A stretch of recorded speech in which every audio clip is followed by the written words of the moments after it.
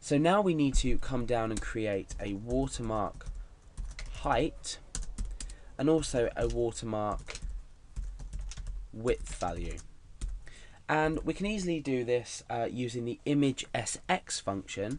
So it will type image sx, and here we just need to supply one argument, and that's just the image we've already loaded in. So we've got the watermark height, so the image watermark height, using this function and just supplying the already opened image. So we'll do exactly the same thing for the width as well.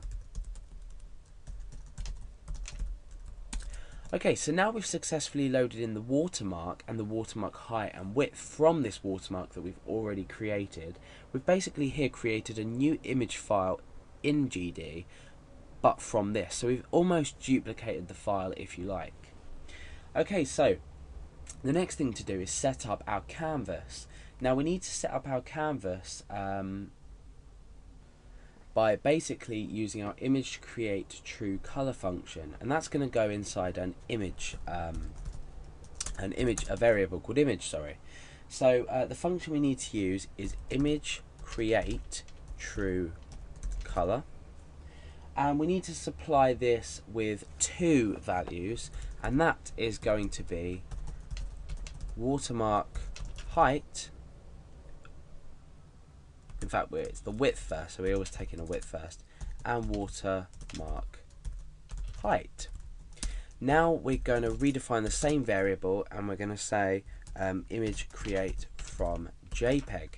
So this is the important part. We're creating the image from our source. So remember up here we called our value source, or the value that we're reading in source. So we can just pop in source there. So you can see now why I created this variable. It's a lot easier than keep referencing this long, if you like, get method way of reading in a value. So now what we need to do is get the image size. So by image size I mean the image as in the phone image that I showed you earlier. This is the size of the source image that we're loading in using this line here.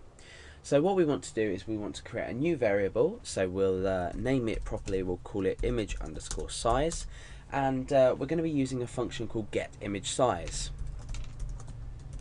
Now getImageSize isn't actually a GD function itself. This can be used without GD. So if you find that you might need this function elsewhere, and you might need to use this function and you don't have GD installed, you're more than welcome to use this as it's not part of the GD library. So obviously we're getting the image file from the image size, from the source, like I said earlier. So we just supply it with the argument source, which is the source data we're reading in. Now you'll notice, just to make note, that we're using the image sx function here and here to grab the watermark height and width. However, why are we using this getImage function here? The reason getImageSize function here, the reason we're using this down here as opposed to the image sx is we haven't loaded in the source. Well, we have, but what we want to do is we want to read the getImageSize from the source, which is the file that we're supplying with. So we're using this without loading the image in first.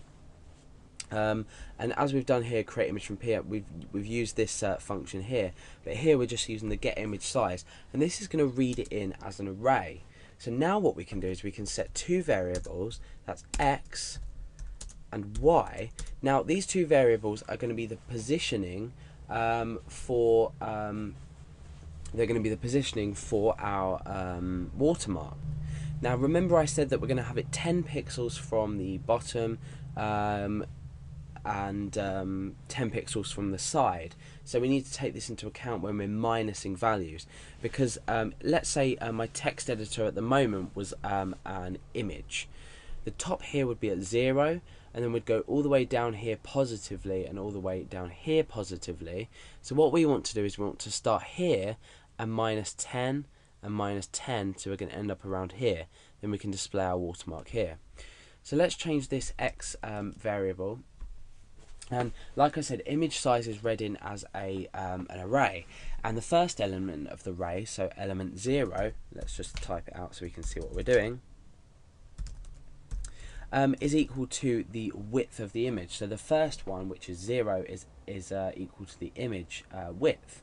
So now what we can do is say the image width overall minus the watermark width. Remember, we got the watermark height and width over here earlier. I've just noticed that the I've supplied the wrong function in here. Image sy is for height, and image sx is for the width. So let's just change these around so they're in order as we're supplying them. So yeah, sorry about that. If you go back, if you're following this tutorial as it is, we've got image sx and y. So we've got x and y for the width and the height.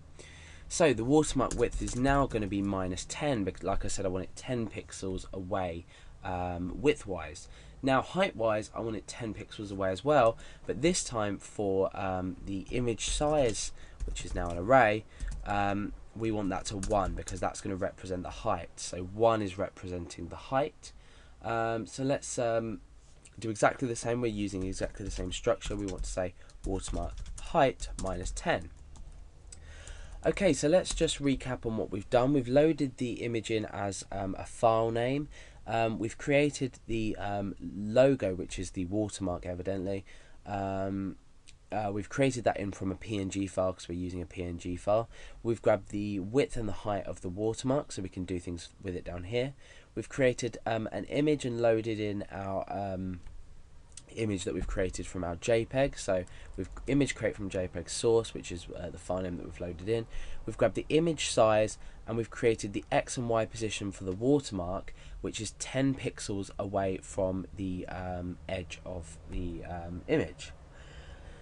Okay, so the next thing to do is to use the image copy merge function. Now this has got lots of parameters that we're going to throw at it, some of which we need to discuss, some of which we probably don't, but I'm going to try and go through all of them. So the image copy merge function looks like this. Now what is this function going to do? This function is responsible for taking one image and basically merging it with another image, and we're going to say we're going to give the parameters to this function of how we want to merge, and by merging we're doing exactly the same thing as applying a watermark onto our image.